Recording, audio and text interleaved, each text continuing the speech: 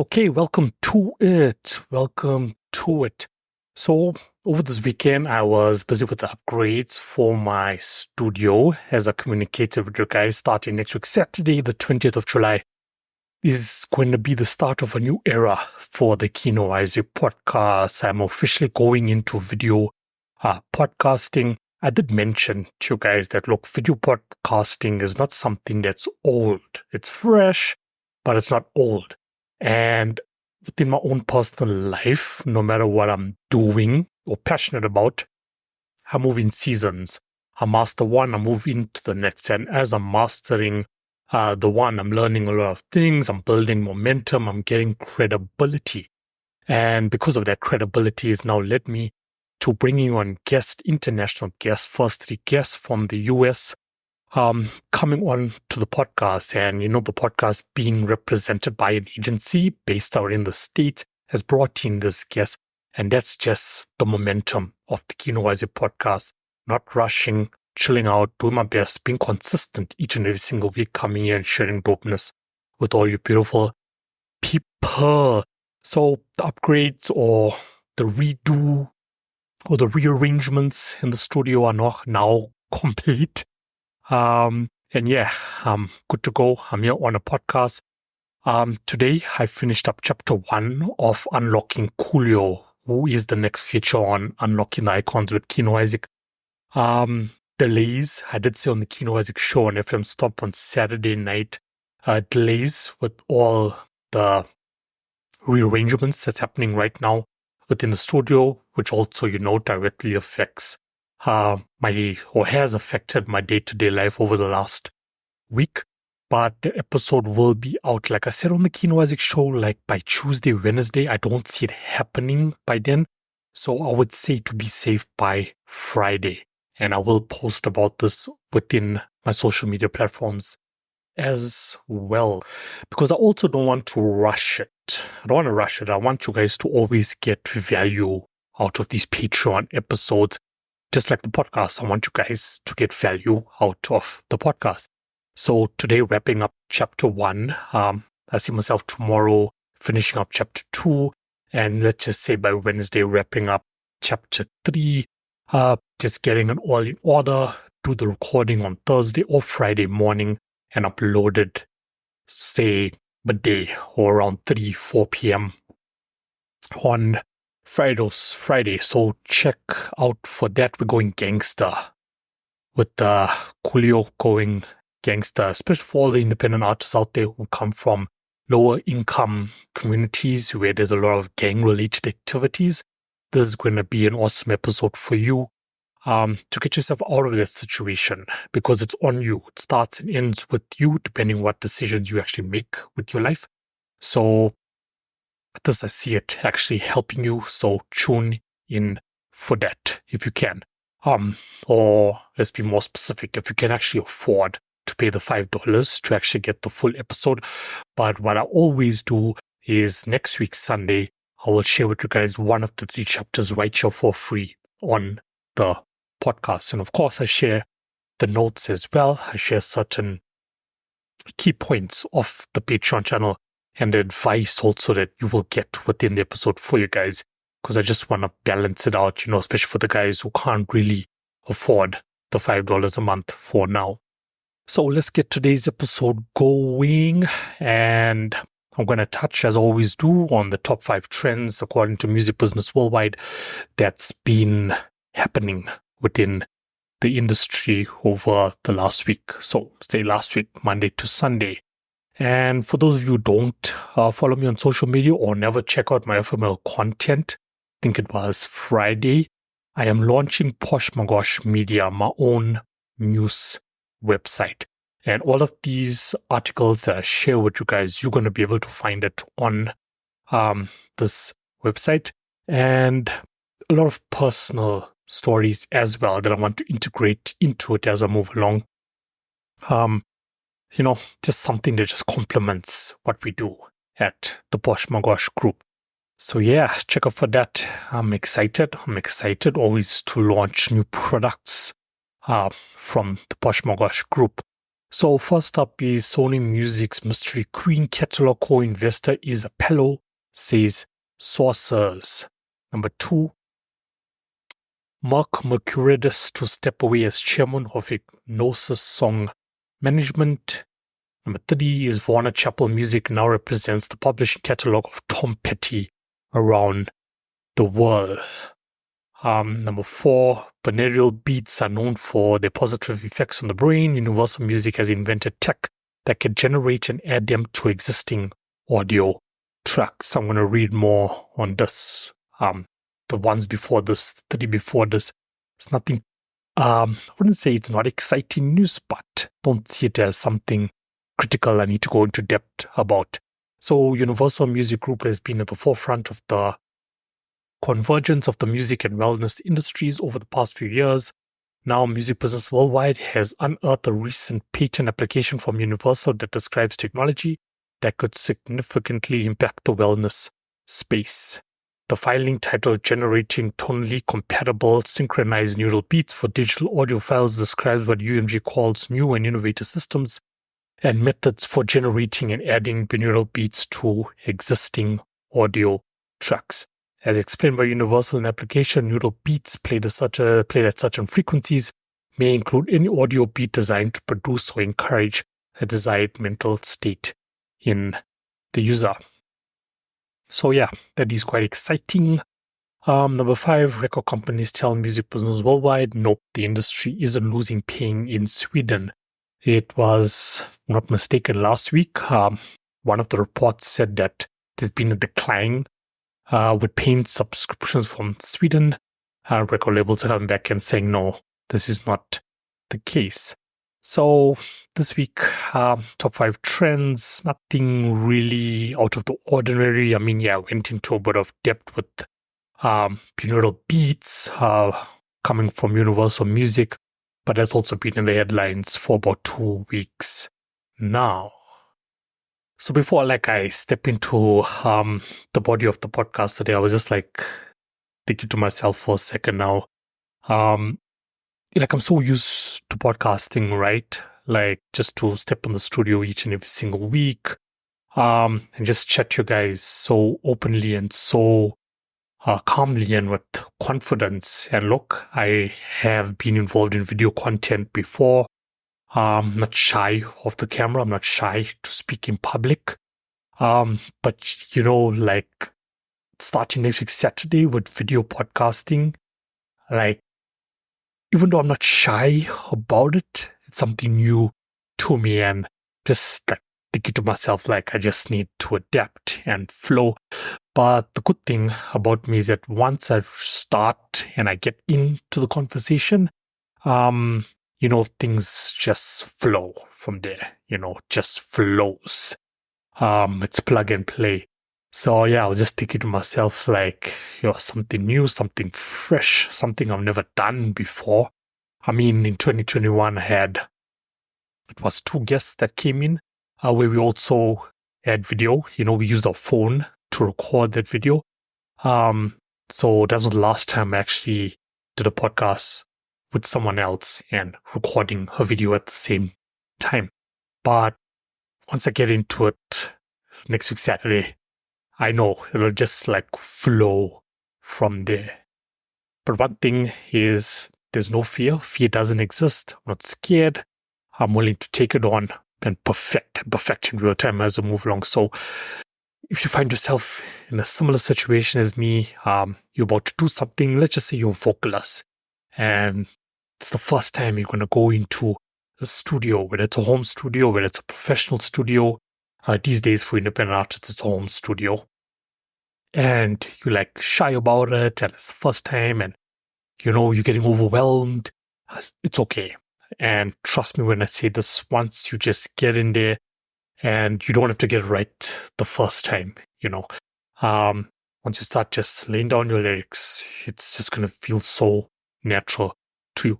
We look at a lot of podcasters who are on video these days. A lot of people don't notice it, but I can notice when I'm watching a video on YouTube, an interview, I can notice when edits are happening. So we're all human at the end of the day, and we just have to do our best, step out of our comfort zones and take that jump. That's motivation for myself as well. So yeah, let's jump into the body of the podcast. So last week on the podcast, I mentioned to you guys about a certain company in South Africa who has literally stolen a mandate from Posh My Gosh Records and for myself. The mandate around bridging the gap between African talents and the international market. I mean, this is a project we started with in 2022 with our first release going out in September last year featuring Rick Ross, and then was Dizzy Wright, and then was Sean Kingston. We've just recently had Snoop Dogg, and we have just finished up the Lil Wayne feature project, which was submitted for distribution today. So of course I'll wait for it to actually be approved by our distributor, our third-party distributor, since Posh My Gosh Records is a distributor ourselves. But of course, when you have featured mainstream artists on the track, there's a completely different process, more legal, safe, contractual process that we have to take with that. So yeah, I mean, that dispute is still there. I reached out to local media, I reached out to Music in Africa, and local media, Caxton Media, reached out to me, and they're like, okay, can you come in and let's have a discussion, which was last week, Saturday. So anyway, I went to meet this guy, and I was like just on a roll. Like, if my team, my crew was with me, and the last thing the journalist said to me is like, you need to bring your energy to head office, what you're talking about, what you are hoping, not even hoping, have achieved for the guys on the ground, the raw talent that would never see day of light in the industry if it was up for the mainstream guys at the top. So last week, I announced Lil Wayne featuring in 2024, and I sort of used a bit of what I told the journalists that Saturday in this post to introduce featuring Lil Wayne, to introduce this project public. And I told a short story which I'm going to read to you guys, and just so heated up about this topic, and it's truth. It's truth. So I go on to say, with like a dialogue between the artists who we are featuring on this track. He says the last time I performed was in 2014. I asked why. He said life happened. In brackets, I said what it means is a lack of fundamental resources needed to pursue a professional career. I go on to say the mainstream music industry focuses on the top 10% and they overlook the bottom 10%. These artists are not in the bottom 10% because they lack talent. They're incredibly talented, with talent direction, of course. They lack a proper independent music business structure, the 80-20 rule, where 80% focus on your business as an independent artist and 20% focus on the music. When we discuss inequality, we usually think of race, color, creed, and religion. But what about social class? Around ball figure, 95% of successful artists come from the middle or upper class backgrounds, not from the lower, even if they say they do. We have a problem here, real versus persona. It's bulk of these gangster rappers that you see online that are rapping about the hood and, where they came from and how tough it was. And I'm talking about modern day guys. I talk the likes of Coolio, for example, who came like from the real hood. But the labels create a persona for these guys to sell it. It's a selling tool. We are bringing back the artists who said they last performed in 2014. We are fixing the wrongs and giving them a chance to shine again, getting them on a track featuring Weezy, Lil Wayne, branding leverage to get back in the game. So I want to focus on 2 points here. The 10%. You as an independent artist, if you are still attempting to get a label to recognize you, to sign you, then you want a full-on 360 record label deal. And if you still think that these labels are going to sign you because you are talented on your music alone, you are mistaken. Labels don't look, okay, yes, 20%, 80-20 rule gain, 20% is talent, talent. And it can be raw talent because they're just going to use their crew or their music engineers, their vocal coaches to make you a star. But if you think they're just looking for music alone, you are mistaken. Your CV needs to include a good social media following. You need to be able to do stupid dances on TikTok. You need to already have some sort of music out there, whether it just be on SoundCloud. You need to have a good number of views, listens on the music that you already have out there. One of the attorneys that I do follow on social media is also based in the States, did a short clip about this. And she says she gets a lot of artists to contact her because they want her to represent them, to sign them a deal at the label. And she's like, whoa, this is not something I really do. But everything I'm telling you guys that labels look for now is exactly what she said, including the label asking or her asking you, when was the last time you released music? And back to what I said, how many listeners do you have? What's your views like? That's what they're looking for. Before, back in the day, I'm talking about like a long time ago when we were still like in the CD and vinyl era, if a label signed you, they had the team, they had the resources that will do the work for you. These days, if you get signed on to a label on a full-on 360 deal, I'm not talking about a publishing deal, I'm not talking about a distribution deal, full-on 360 deal, they still expect you, they still want you to do all of the work. And that's the bottom line. So when I talk about the 10%, I'm not talking about the 10% who are the most talented in South Africa or the most talented in the world. I'm talking about the 10% that have everything else going for them. That's what they focus on. The bottom 10%, why I go on to say they don't have a proper independent music business structure set up, because they don't. If you listen to this right now, you probably don't yourself. So you could set up your business structure and still pursue a label deal, or you could set up your business structure and become a full-on successful operating independent artist or label. That's the two options you want. I choose the latter because I got control of it. When I wrote here about inequality, which is something I told the journalists, I said, inequality, we always focus on race, color, creed, religion. Social class is also an issue. And that's what makes what we're doing at Posh Magosh Records, at MGX Entertainment, at Deep Tech Entertainment so special. One of the things this guy told me, and for people who don't know, who are not from Johannesburg, South Africa, there's a lower class area that's called Davidton. He was like, so you going deep into Davidton to find these people? And my response was, yes. I'm going into the places where people don't look, where there's this dark shadow over the talent that comes from there. What do these guys end up doing? Life happened. As this guy said, you go about life, yet there's something missing in your life, something you always want to do with your life. So that is also inequality, because when we sourcing artists, or we sourcing someone to work with, we're looking between the middle class and the upper class. That's where we're looking. We are not looking at the lower class, the talent that's in the lower class, giving them opportunities and bringing them to light. My argument also was that the middle class can afford data. They can afford good internet. They can make a plan for a decent laptop. Those sort of things to help your independent career, to build gradually your home studio.